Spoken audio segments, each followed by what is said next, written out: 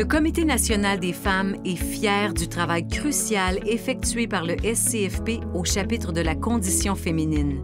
Un travail d'autant plus essentiel que la violence et les crimes haineux sont en hausse. C'est pourquoi le SCFP continuera de marcher et de résister aux côtés des femmes pour combattre les préjugés, l'intolérance et l'oppression. Plusieurs facteurs peuvent s'additionner pour accroître la marginalisation des femmes. La race, la religion, le colonialisme, l'homophobie, la transphobie et la discrimination fondée sur le handicap.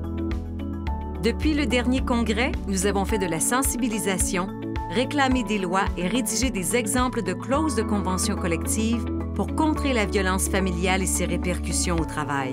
Nous avons manifesté contre la violence envers les femmes lors des cérémonies du 6 décembre et des commémorations à la mémoire des femmes et des filles autochtones assassinées ou disparues. Nous avons rédigé des exemples de clauses de convention collective pour contrer la discrimination et le harcèlement, ainsi que pour favoriser l'équité, notamment l'équité salariale.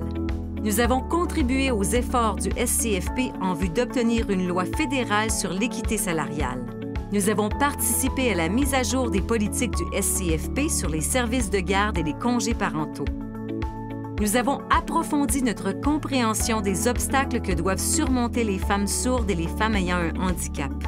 Dans les secteurs majoritairement féminins et à précarité élevée comme les services sociaux, les soins à domicile et les soins de longue durée privés, nous avons aidé des membres à se syndiquer et à négocier avec leur employeur. Nous avons soutenu les activités de la Journée internationale des femmes. Nous avons poursuivi nos efforts pour faire en sorte que les lois et les politiques internationales en matière de droits de la personne soient respectées. Le Comité national des femmes est attristé par le décès de 2 de ses membres. Cette année, nos consoeurs Judy Lavallee et Susan Shiner nous ont quittés. En mai, nous avons appris avec stupeur le décès de Judy Lavallee, qui a été active au sein du SCFP pendant plus de 20 ans. Judy a occupé plusieurs postes à l'exécutif de la section locale 1550, au Conseil provincial de la santé et au SCFP Manitoba. Pour plusieurs, Judy faisait partie de la famille. Nous ne l'oublierons pas. En août, Susan Shiner est décédée. Elle était connue partout à Terre-Neuve et Labrador pour son féminisme, son syndicalisme et son militantisme en faveur des arts et de la justice sociale. Susan a notamment siégé au Comité sur l'égalité du SCFP Terre-Neuve et Labrador.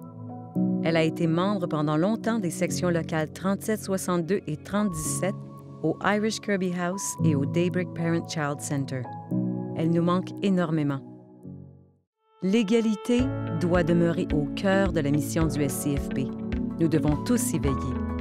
Pour plus d'informations, consultez notre rapport.